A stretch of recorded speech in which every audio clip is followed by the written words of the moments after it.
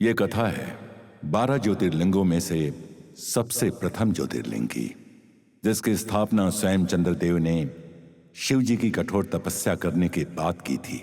ये कहानी शुरू होती है प्रजापति दक्ष से, जो स्वयं भगवान ब्रह्मा के मानस पुत्र थे। प्रजापति दक्ष ने अपनी 27 पुत्रियों का विवाह चंद्रदेव से करवाया, परंतु चंद्रदेव केवल उनकी पुत्री रोहिणी से ही अधिक प्रेम करते थे और अपना अधिकतर समय उनके साथ ही व्यतीत करते थे। ये देखकर दक्ष की बाकी पुत्रियों के मन में ईर्ष्या का भाव आ गया। उन्होंने इस बात की शिकायत अपने पिता प्रजापति दक्ष से कर दी। प्रजापति दक्ष ने कई बार चंद्रदेव को चेतावनी दी और उन्हें समझाया कि वे जो कर रहे हैं वो अन्याय है और उन्हें अपनी सभी पत्नियों को बराबर का समय देना होगा और बराबर का प्रेम करना होगा। परंतु चंद्रदेव ने उनकी बात पर ध्यान नहीं दिया और वो केवल रोहिणी के साथ ही रहना पसंद करते थे। एक दिन उनकी इस हरकत पर नाराज होकर प्रजापति दक्ष ने उन्हें श्राप दे दिया कि जिस चंद्रमा के तेज और सुंदरता पर तुम्हें सारी दुनिया प्रेम करती है, तुम्हारा वही तेज खत्म हो जाएगा। उन्होंने चंद्रदेव को क्षय रोग का श्राप दिया।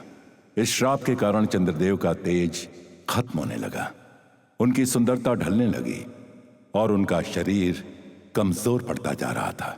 इस श्राप से मुक्त होने के लिए चंद्रदेव ब्रह्मा जी के पास गए और तभी उन्होंने चंद्रदेव को यह सलाह दी कि आप महादेव की आराधना कीजिए, वो अवश्य ही आप पर कृपा करेंगे।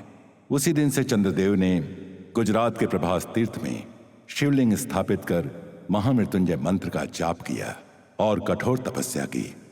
उनकी इस कठोर तपस्या से महादेव प्रसन्न हुए और श्राप का प्रभाव कम करते हुए वरदान दिया कि 15 दिन चंद्रमा का तेज घटेगा और 15 दिन बढ़ेगा।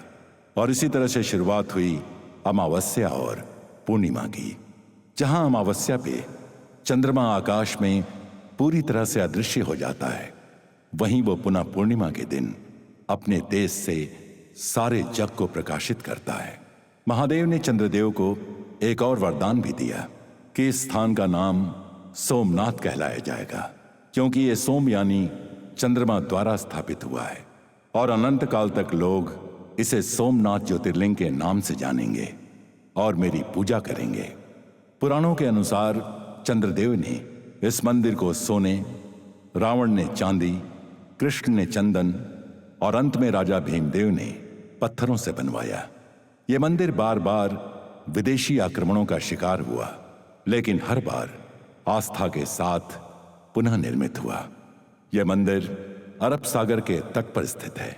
यहां समुद्र की ओर इशारा करता हुआ एक बाण स्तंभ है, जो दर्शाता है कि दक्षिण ध्रुव तक सीधी रेखा में कोई भूमि नहीं है। माना जाता है कि यह स्थान मोक्ष प्रदान करता है और यहां दर्शन करने से सारे पाप नष्ट होते हैं। तो ये थी भारत के प्रसिद्ध और प्रथम ज्योतिर्लिंग सोमनाथ ज्योतिर्लिंग की अद्भुत कथा। तो बोलिए हर हर महादेव। अगर ये वीडियो पसंद आई हो तो इसे लाइक कीजिए और ऐसी और कहानियों के लिए हमारे चैनल को सब्सक्राइब कीजिए।